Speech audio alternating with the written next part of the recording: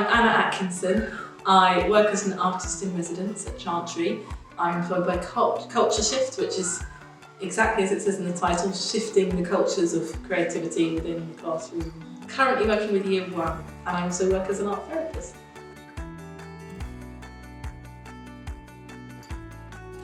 So I've only just started the process. It's going to be a full year as an artist in residence, but I've worked with many schools in the past. But this is, I've never had the opportunity to work with a school for such a long period of time, because sometimes they might, in lots of schools they might call an artist in just for a lesson, but this is really nice because it's sustained, it's throughout the school. I'm working with every year group for a whole term each. And the idea is that the lessons I'm teaching can be used again next year. So I'm sort of team teaching with the teachers here. So me and Kat have been teaching together, and then some of the ideas and things can be reused if they want to.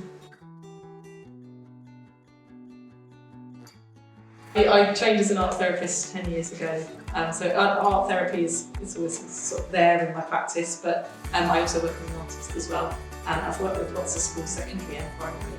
So yeah, because I've known about Chantry for a long time and never really had a chance to come here, so I'm really excited because it's like the mecca of schools, because it's so, that the senior leadership team really put art at the top.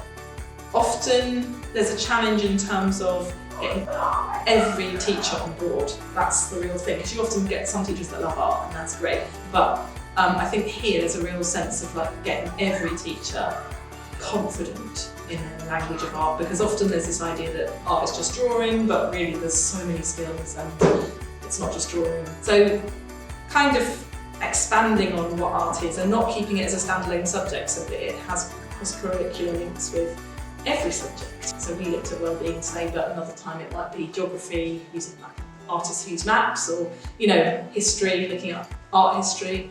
So yeah, embedding it within the curriculum, so it's not just like a standalone thing that you do once a week with the paintbrushes come out, it's like in everything.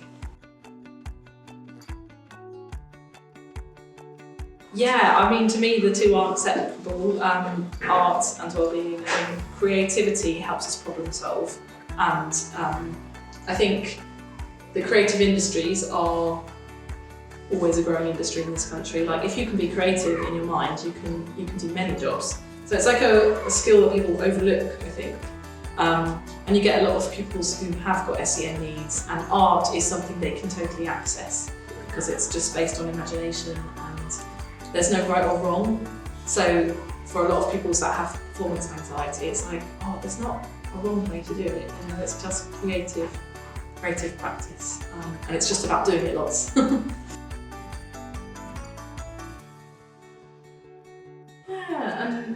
Because I think the UK has, whether you work in fashion or food or anything, I think cooking is one of the most creative things in the world, and I'm hopeless at it. But there's just so many ways in which when we work with art materials, it's like putting ingredients in, isn't it? So it's kind of like just getting that visual language, especially as art is non-verbal, so it kind of, we learn to see things before we learn to speak. So kind of art is that kind of primordial language, if you like. Yeah. Mm-hmm.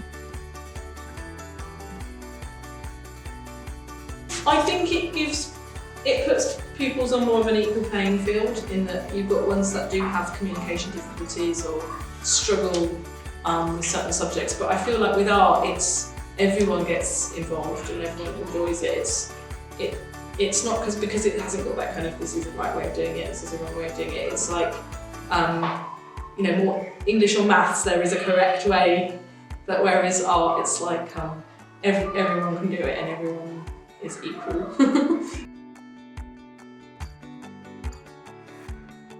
So we have been exploring animals this term. So we looked at the artist Paula Rego, who often had animals in her art. And so, taking her idea of using animals in stories, we created storyboards last week.